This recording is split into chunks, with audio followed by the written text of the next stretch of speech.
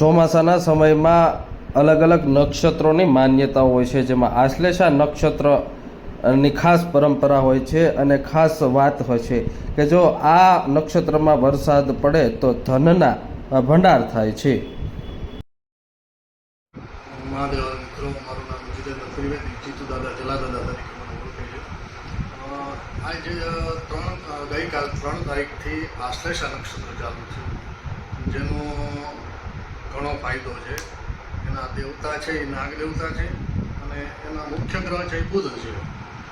જે નક્ષત્રની અંદર વરસાદ થાય તો કહેવાય છે કે સારો વરસાદ ગણાય, સોનાના વરસાદ જેવો ગણાય, કે જેનાથી પાકની અંદર પણ સારો ફાયદો થાય અને આરોગ્યમાં પણ એ આશ્લેષા નક્ષત્ર સારું એવું ફળ આપે છે.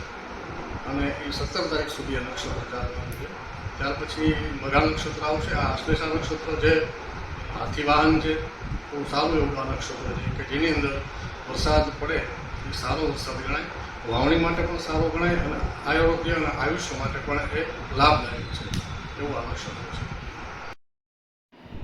આમ તો ભારતીય કૃષિ પરંપરામાં નક્ષત્રનું વિશેષ મહત્વ માનવામાં આવતું હોય છે અને જેમાં આશ્લેષા નક્ષત્ર પણ હાલ ચાલી રહ્યું છે અને ખેડૂતો માટે આ મહત્વનું નક્ષત્ર ગણાય છે.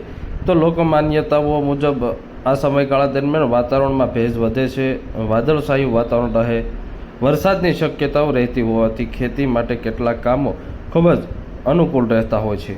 તો સાથે ખેતીમાં ખાસ કરીને અલગ અલગ પાકોનું વાવેતર એ ખૂબ જરૂરી હોય છે અને વાવેતર સમયે જો આ વરસાદ પડે તો ધનના ઢગલા થતા હોય છે. આમ તો આશ્લેષા વર્ષે તો અન્નના ભંડાર ભરાય, આશ્લેષાનું પાણી ખેડૂતો માટે સોના સમાન અને આશ્લેષા ભીની તો ખેતર લીલું, આવી કહેવતો છે. અને આ ખેતરમાં જો વરસાદ પડે તો ધનના ઢગલા થતા હોય છે અને આ સોના જેવો વરસાદ આશ્લેષાનો ગણવામાં આવે છે અને જેનું વાહન હાથી છે. અને હાલ આ નક્ષત્ર ચાલી રહ્યું છે, ખેડૂતો માટે ખૂબ સારું આ નક્ષત્ર ગણાય છે.